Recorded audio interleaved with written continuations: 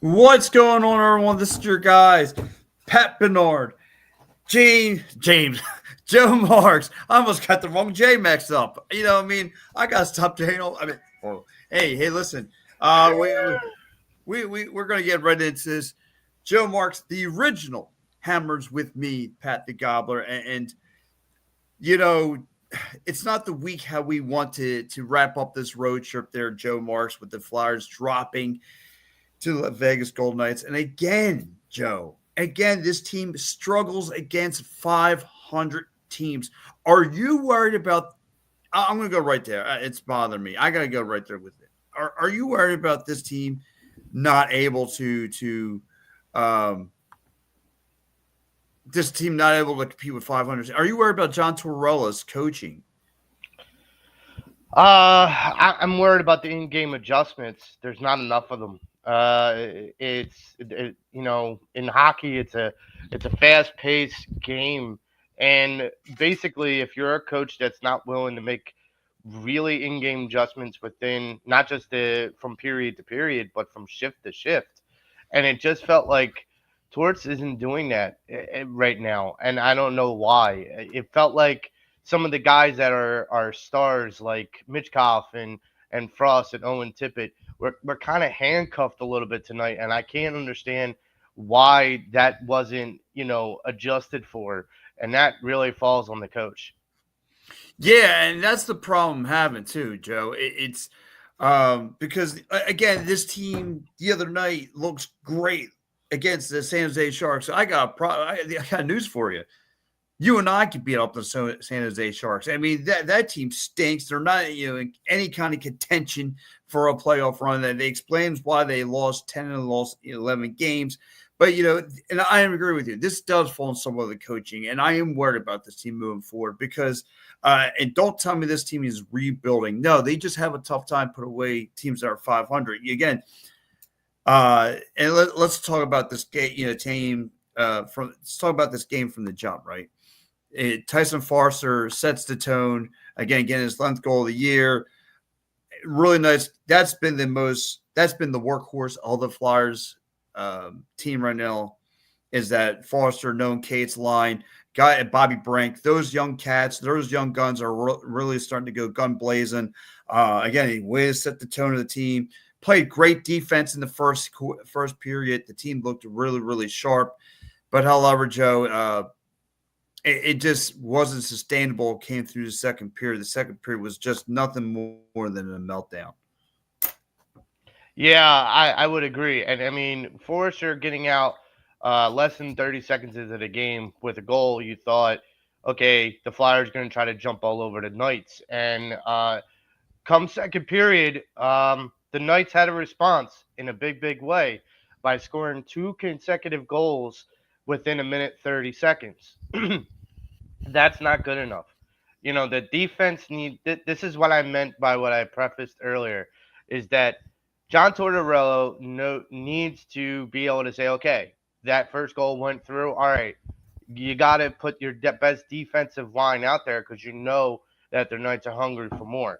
So you got to put a set out there of defensemen that can pinch that blue line to make sure your offensive zone can stay intact and you could be back on the attack so that way you don't fall apart.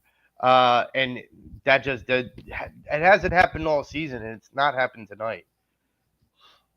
No, and again, credit. I want to go back to talk about a little bit Tyson Foster. Again, this kid's coming along. He's looking pretty well. I guess it's like I said, 11th goal of the year. Like I said, the young gun himself is just starting to go gun blazing.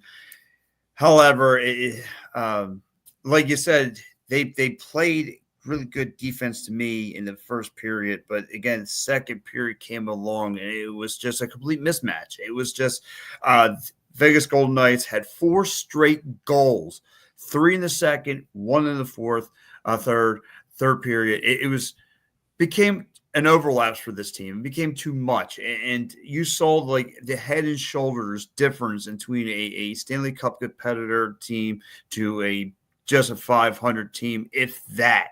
And this team has struggled now with teams that are 500, and this is for all the wrong reasons because I see this Flyers team looking decent, and then Vegas read where they want to go with the puck, uh, picked them apart, whether it was in the defensive zone, offensive zone, neutral zone. Vegas Golden Knights picked apart what the Flyers wanted to do, and you go back to that. The first goal of Vegas Golden Knights, where they picked them apart. Jack Eichel coming down the ice, shoots at with a backhander. Mark Stone would get the goal. Then you get Nick Hagee picking apart Farabee, Nick Hagee making the wraparound goal, and then it was a downslide from there, and the Flyers really didn't stand a chance. Your only positives are that the Flyers set the tone, great, but you have to be able to finish, and this team doesn't have what it takes. The scoring is not enough on this team to compete with a team like Vegas. You do have signs though. Travis Konecny does get his back-to-back PK power play goal, so that helps. Yeah, it definitely does. And look, it was mentioned on the telecast, and I'll mention it again. I guess it was said on the telecast at 14-0-0. That's the record for the Golden Knights when they have 4 goals in the game. Yes. So you had to keep them under that 4 goals mark. Now they're 15-0-0. And look, regardless if you want to think that the Knights are a 500 team, and they very well probably, could be and are. But here's the thing: this is a team that's been to the Stanley Cup. This is a team that's been in the playoffs in recent history, and so this is a team also with some of that talent, with Eichel and Hurdle and Stone and just some of that talent. Like they're not bums. This isn't the San Jose Sharks. But that being said, I still feel like if you jump all over this team, you need to execute. You need to put the hammer down, and put the chokehold on them. And they Yes. didn't do that. And Pat, I'll agree with you. This team right now, as presently constructed, isn't ready for that. But No. they're hungry kids, and right now you just got to hope that they'll learn from some of this painful, trials. Yeah. And like I said, I thought this again, having that get right game, beat up on the Sharks, they looked great. But then again, you get into a fisticuffs with a superior athlete like Vegas Golden Knights, and Vegas Golden Knights are the most disciplined team on the ice. I mean, they rarely see any power play. They rarely see the sin bin. They saw it twice tonight, which Average actually, 5 minutes a game in the season. yeah. So the Flyers actually benefited from it for making only one power play goal. But with a team like that, anytime you can put that team into the sin bin, you need to come up big. You need to start. Shoot. That's where you need to find the back of the net. And they didn't do that tonight, unfortunately. Like I said, Vegas just gave them the second period meltdown. And credit to the Vegas Golden Knights, because what I saw on the ice was, again, didn't give the Flyers much scoring opportunities. Picked them apart, in all 3 phases: neutral zone, offensive zone, defensive zone, and then just the way they were scoring, just getting very creative. Especially that last goal from Pavel Defoe, who again, they just pass around the puck. He gets some spacing and then unloads. I mean, he gets his 14th goal of the year. Again, this team, that team out there, again, they got punched in the mouth. They got a little busted up lip, and then they just came back and they clubber laned us, Joey. They clubber laned us. Okay, we look like we're good in the first. Just like this was Rocky 3 all over. Okay, Joe. We looked at Andre the Giant. Yes. We threw a rock at him and said, "Take that!" And he looked down at us and goes, "Did you just do that?" And we all just ran scared. Yes. We gave him a punch, and Vegas says, "Is that the best you got?" And they just pulled their shirts over our heads, punch us in the nose, dropped their drawers. Well, they didn't drop, but they punched us in the nose. To be fair, and here's something else I saw, and this is why I say that like these are a bunch of young kids, hungry kids, is you could tell the Flyers, some of the players, were trying to be aggressive and trying to get Vegas out of their little disciplined comfort zone by poking and just trying to drop the gloves in any way to get Vegas out of their own game plan. and Mm-hmm. Vegas just didn't bite. And good on them. You know that's kudos to them. But that also goes back to coaching. Is if your team isn't doing the right things and you're strategizing to get the other team out of their comfort zone and it's not working, then the coach has to pull. It's rare that I see John Tortorella call a timeout and Yes. actually bring the team together and say, hey, wake up. Like, think about what you're doing before that game goes, on the razor's edge and gets away from like this one did tonight. Right. I think it would be that's the biggest indictment that I have for John Tortorella. Yeah, and again, it just so that is the biggest indictment, right? Because I don't.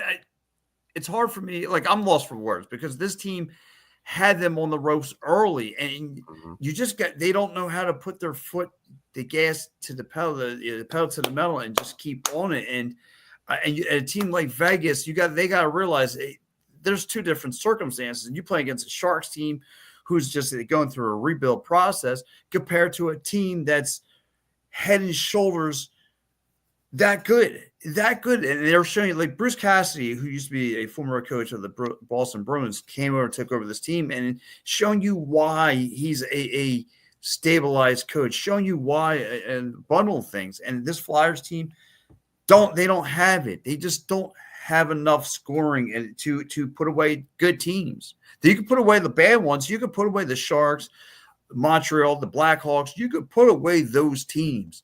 But when it comes to the Capitals, Toronto, and by the way, you got to face Toronto in a back-to-back situation coming up soon.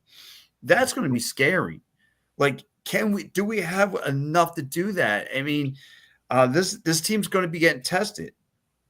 Yeah, at some point they have to show what they're really made of, and against good teams, like being able to sit there and say, okay, we can hang with half the teams in the league, but then the other half of the teams boat race us out Oh, of the out of the damn arena, and right. that's and I don't want to make excuses, but No, here's the thing. that's my flaw. That's what I do. I make excuses, not you. Or the Right. flaw. Yes, But because but I'm a here, loser. here's my thing is you had a goaltender that's 23 years old that still struggles in Kolosov. Like that is a big problem. Is that this team does not have a perennial goaltender yet. And you had mentioned that a couple months ago, saying that that's going to be the piece that's going to keep this together. It's the glue. And I think that you're really seeing that because on a frustrating offensive night, if that goaltending is better, perhaps this is a closer game and perhaps even the Flyers have a chance to win the game. Um, but yeah, I mean, there's a lot to still correct in this organization, on this roster, and even within from top to bottom. No, and you're right. There's a lot of pieces that they need to get fixed, right? And we just mentioned the goaltending situation. Again, Sam Marison, I thought I think the kid has a great future. I thought last year, of course, at the tail end of the season, he took a lot on his back. He carried a load. But then, I was wondering why the Flyers were still carrying or going to carry around three goaltenders, and you saw it because he goes down the other night, and big question is he's going to be injury prone for the rest of his career, but that's going to be for another issue. But again, Alexei Kozlov coming through the game, still like you mentioned, he's still showing signs of be the growing pains if the kid, okay, like Mhm. he gives up too many soft goals through the 5 hole. Yeah. So those are the growing pains of having two rookie goaltendings compete in this league. So again, and he got he didn't compete against he got a little bit saw a little taste of the Sharks, but I mean he got thrown right to the Wolves tonight. And I said, here, see what you got against the goal, Las Vegas. Let's see what you got, kid. Sink or swim. Don't sink. Yeah. Which he unfortunately did tonight. And again, it just became too much. Again, like you said, when this Vegas Golden Knights team has a gets 4 goals, it's pretty much you might as well just chalk as a scheduled loss because there's no way you're coming back. And plus, the Vegas Golden Knights, the other night just goes down to Montreal. They lose 3-2 to Montreal. So they are looking to have some kind of bounce back. They had a slow start, in this first period. Then they bounced back tonight. And that, like I said, that second period just showed you why they were head and shoulders above the Flyers. Again, great defense. They don't give the Flyers much spacing. They picked them apart. They were, they picked apart. They just went through their pockets and stole everything from neutral zone and defensive zone, offensive zone, and then they just the creativity that they have on offense and the talent that they have. My oh my! And let's talk a little bit more about that. Jack Eichel. Let's go over the stats of the game. Jack Eichel gets his 39th assist of the year, and then you have Travis Connecting night getting his 18th goal of the year, gets 2 back-to-back power play goals, with the Flyers were in dress of. They definitely needed a power play goal to count and get them off the schneid a little bit. And you got Tyson Foster setting the tone and getting his 11th goal of the year, Joey.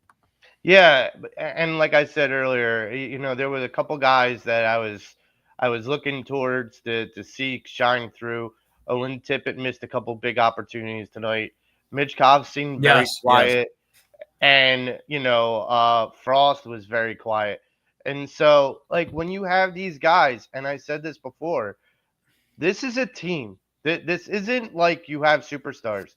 They have to play as a unit. And if they don't, you end up like this. You end up with a one-sided affair. But when this team plays like a unit, honestly, Pat, I'm going to be bold and say this is a playoff team if they play as a unit. But that's a big if from game to game. Well, and you're right, because so in November this team was cooking. They're playing probably at their best hockey with 2 fresh goaltenders who were kind of getting into their zone a little bit. But then they kind of cooled off in the month of December, and they got to try to get back to playing their style of hockey. And Joey, like, other than putting away Minnesota, again, this is they just fell short to a 500 team, and if they could just somehow get back into the grind and finding how to close out games, getting guys to score, like you mentioned, Owen Tippett. He getting aggressive with the puck, flies down the net and tries to find the back of the net. But unfortunately, like I said, this Vegas team just telegraphed everything that the Philadelphia Flyers were throwing at them. They were reading every one of their moves, so they became too predictable for this Vegas Golden Knights team. And again, that team is just too loaded, too talented. And this Flyers team needs to learn how to get themselves back off the campus again and get ready to take on a back-to-back series going against Toronto starting this Sunday night. But Joe, let's go over your MVP of the game, Joe. I'm gonna go with Samsonov. I think he played a really good goaltender tonight for the Golden Knights. I honestly think that if it wasn't for him, especially early on in the first period after that first goal he let in, he could have let it. Some goaltenders, once you get one, the floodgates open, and we've seen that with goaltenders from like the Blue Jackets and whatnot. That didn't happen with Samsonov, so I give Samsonov my MVP for the night. I'm gonna still. Of course, I could pick anyone out of that Vegas Golden Knights lineup, but I'm going to stay home. I'm going to stay with Tyson Foster. Again, just this kid's being hungry, and it's about being hungry and how hungry and how bad do you want it. And right now, that line of, like I mentioned, Bobby Bryant, Tyson Foster, Noah Cates, like those kids come to play. Those kids are new kids on the block, and him finding the back of net, he's having now double-digit goals. I think this kid's got a bright future ahead of him. So he's my player of the game. Let's go to grades, Joey. I'll go first. I'm gonna give this Flyers team. I'll give them a C+ for effort, and I think that might be a little bit too kind, and probably just stay C. Again, played a great first period. I thought they were great on both sides of the puck. I thought their offense was great. I thought the defense was great, really staying with and keeping up with Vegas. But then, like I said, the second period meltdown came into play, and they really just couldn't bounce away, get back on their toes after that. So I'll give this team, I'll know just to give them a C. So the first 30 seconds of the game, I give the Flyers an A. The You give them rest a of the 9. 59 minutes and 30 seconds, I give them a C. And so I'll average it out to about a C plus. I liked some of the fight, through some of the game. Like I said, I felt like the Flyers players, the young guys, tried to instigate and get the Golden Knights uncomfortable and out of their comfort zone, and it just wasn't happening. Every parlor trick that the Flyers tried to use, the Knights didn't have. They didn't weren't falling for it. They're like, this is the Mm-hmm. castle of illusion. You ain't fooling us into any of that. And so, for what it's worth, I'm going to give them a C plus because I really do think that this is a young team that's that could be a playoff team. I'm not ruling it Mm-hmm. out, Nope. but it's one of the things that you brought up earlier, especially with the Toronto series coming up. They are floating around this 500 level. It's going to either they break through and they become this good team, or they Mm-hmm. fall back and they continue their rebuild. They have to choose, and that choice is going to come sooner rather than later. And it's going to be interesting to see what the series against Toronto, a really good team, is going to bring out of this team, especially if Harrison can't go on Sunday or Tuesday. So it'll be very interesting. But yeah, I give them a C plus. Hope that see better effort and a better adjustments going forward. Yeah, absolutely. So, Joe, real fast, of course, I'm going to go around the league a little bit. The Rangers finally getting off the loser schneid. They've pretty much hit the basement of the Eastern Conference. Good for They them. get they get a 2-1 win over the Boston Bruins. So they took care of that. The Red Wings have actually been playing better hockey as of late. They've gotten their third straight win over the Blue Jackets. Game of the night, it would be the Minnesota Wild heading to DC to take on the Capitals, and I don't know why I'm talking with a French accent, but I'll just roll with it. So the Minnesota Wild win 4-3 over the Capitals. You have another solid game. The Hurricanes winning 3-1 down in South Beach over the Florida Panthers. You have the Toronto Maple Leafs winning 2-1 over the Islanders. Islanders on a 3-game losing skit right Mm. now. You have the Ducks with the upset of the night, winning 4-3 over the Winnipeg Jets. Huge upset for them. The Dallas Stars winning 4-2 over the Senators. And then, of course, you have Utah winning 5-3 over the Flames. And wow, and actually, a team that's probably the hottest team in the league right now with 6-game winning streak, the Avs, the Avalanche, that's right, host the Buffalo Sabres, win 6-5 in overtime. So they actually came back and battled, and they won that one. The Canucks head out there to Seattle and take care of business, and also winning in overtime, winning 4-3 over the Kraken. And of course, your Philadelphia Flyers lose 5-2 to the Golden Knights. And then, of course, to wrap up the night, the Sharks with another huge upset, winning 2-1 over the Lightning. And that will be your scoreboard for the night. So, Joey, a lot to take away. So, listen, Flyers lose pretty bad tonight, losing 5-2 against Vegas Golden Knights. But however, they get a little bit of time to rest, Joey, as they rest up tomorrow. They rest up Saturday, but then they fly out to Toronto and get ready for a home-and-home series against the Maple Leafs. Joey, how are we feeling? Does this team bounce back and take care of business, or do they split the series? I think they split the series with Toronto. I don't foresee this being a sweep by the Flyers. I do think they'll split the series. I think they are aching to get home. And I honestly believe that.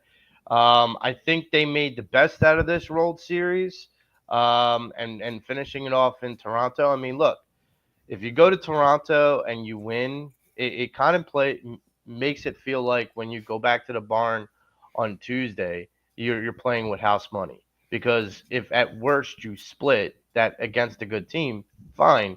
We already know you're a 500 team. But if you go and you beat them on Sunday and you come in to the barn on Tuesday and you have a chance of winning and sweeping a good team, that's going to carry momentum going forward, especially for the homestand. Well, there you have it. Joe, I actually believe it. I can't believe this. This is a late night show, by the way. We are in the 1 o'clock hour, and I don't know why the viewership has just spiked up. I mean, I'm just watching the numbers as they go up. But anyway, It's the men coming back from the Blue Oyster. They missed you there. That's the problem. I think that's what it is. I think the Blue Oyster Party, their MVP, they found out that he wasn't there, and he was actually doing a hosting here. Yeah. And now they have Last circular. call, and Last call. They're usually used to have me dance on the top of the tables and acting fool, but you know what? They've circled back.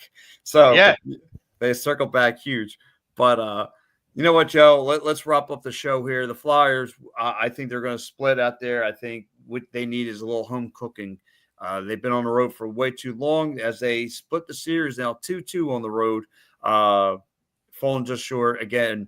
Falling short out there, losing 5-2 tonight. That will be your game. But again, on the road this Sunday night, which will feature Joey Marks and James Scores on Sunday night's call. Guys, that'll be our next Flyers post-game show. And again, guys, Saturday morning on Hardcore Sports, make sure you check out my man, Joey Marks. Look who's checked in the show. My man, Frankie James. Don't you know? He's checked into the program. He says, great show. Thank you so much there, Frankie James. You're my guy. But yes, guys, thank you so much, guys. Check out Joe James this Saturday morning on the Hardcore Sports Network. Check out their program. Keeping that Pass and Av name rocking and rolling. Guys, thank you guys so much. Joey, it's been a pleasure, my man. And I got to get up at 3 o'clock in the morning, so I got about a 2-hour nap to get it. Good night, brother. Yes. I got to go head out to Harrisburg first thing in the morning. So, guys, thank you so much once again. For me, Joey, we're out here. Guys, we'll catch you next time. Later, Gator.